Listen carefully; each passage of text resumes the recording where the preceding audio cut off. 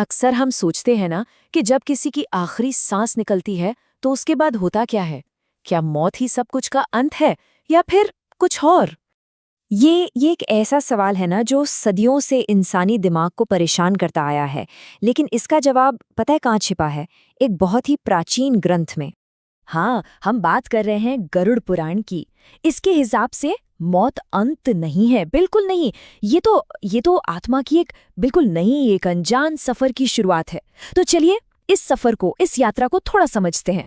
तो होता क्या है जब शरीर शांत हो जाता है, आत्मा उससे अलग हो जाती है।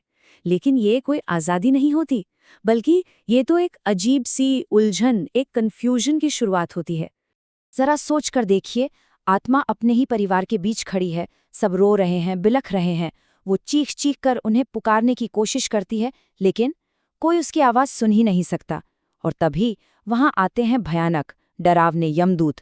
वो आत्मा को अपने साथ ले जाते हैं।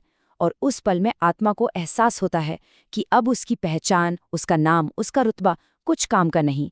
बचा है तो सिर्फ एक चीज, उसके कर्म। इस सफर में आत्मा की पहली बड़ी परीक्षा होती है वैतरणी नदी पर। अब ये कोई आम नदी नहीं है। इसमें पानी नहीं, बल्कि गंदगी और डर बहता है।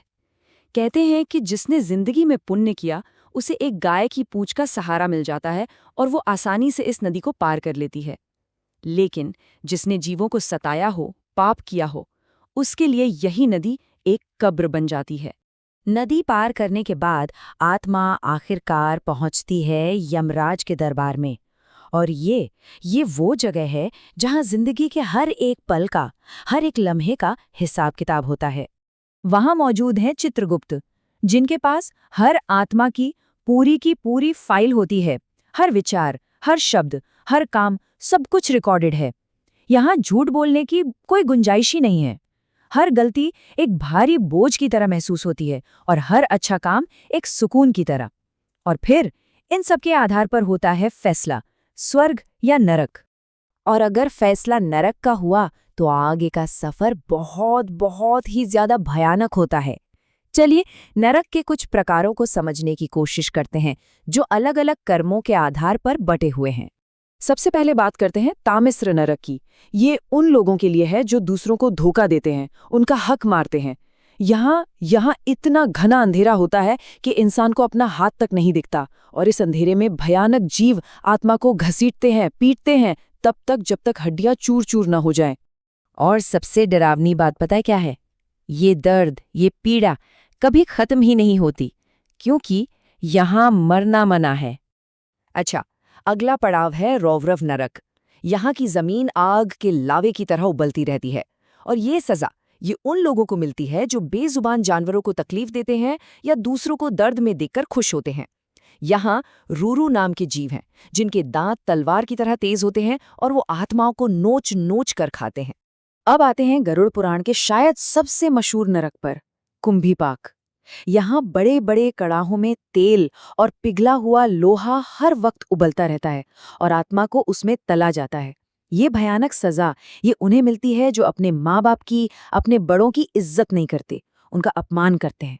इसमें बिल्कुल साफ साफ कहा गया है, माँ बाप को दिया गया दुख और उनके आंसू वही इस नरक का दरवाजा खोलते हैं। पर क्या सजा सिर्फ शारीरिक पापों की है? बिल्कुल नहीं। गरुड़ पुराण में मानसिक और भावनात्मक पापों के लिए, यानी जो दुख हम दूसरों को मन से देते हैं, उनके लिए भी नरक का जिक्र है। जैसे कि संजीवनी नरक। यहाँ आत्मा को बार बार मारा जाता है और फिर तुरंत जिंदा कर दिया जाता है, ताकि वो उसी मौत के दर्द को बार बार, हजारों बार महसूस कर सके। इसे सजीव मृत्यु भी कहते हैं, यानी जिंदा रहते हुए मरना। और ये सजा उन लोगों के लिए है जिन्होंने दूसरों को जबरदस्त मानसिक पीड़ा दी हो, किसी का दिल तोड़ा हो या अपनी वजह से किसी को डिप्रेशन में डाल दिया हो। यहाँ तक कि आत्महत्या के लिए भी एक खास नरक है, आत्मघात। यहाँ कोई दानव नहीं मारता, बल्कि आत्मा खुद ही अपनी मौत के उन आखिरी दर्दनाक पलों को बार बार जीती है। वही आखिरी पल, वही दर्द, लेकिन इस बार हजारों गुना ज्यादा पछतावे और तकलीफ के साथ। ये इस बात पर जोर देता है कि जीवन एक बहुत ही अनमोल तोहफा है। अब इतने सारे भयानक विवरणों को सुनकर मन में एक सवाल तो उठता ही है, आखिर इन सब चीजों का मकसद क्या है, उद्देश्य क्या है? देखिए, गरुड़ पुराण में तो ऐसे कुल 28 प्रमुख नरकों के बारे में बताया गया है और हर एक नरक एक खास तरह के पाप से, एक विशिष्ट पाप से जुड़ा हुआ है। तो फिर से वही सवाल, इन भयानक वर्णनों का असली उद्देश्य क्या है? क्या इसका मतलब सिर्फ लोगों को डराना है, या इसके पीछे कोई गहरा सबक है, कोई सीख है? असल में ये ग्रंथ एक आईने की तरह है, एक दर्पण। ये हमें हमारे ही कर्मों का परिणाम, उनके नतीजे दिखाता है। ये हमें याद दिलाता है कि हर काम, चाहे वो अच्छा हो या बुरा, उसकी गिनती हो रही है और उसका हिसाब भी जरूर होगा। तो आखिर में बात साफ है, गरुड़ पुराण का मकसद डराना नहीं बल्कि जगाना है, हमें होश में लाना है। ये हमें सच्चाई के रास्ते पर चलने और अच्छे कर्म करने के लिए प्रेरित करता है, ताकि हम एक बेहतर जिंदगी जी सकें।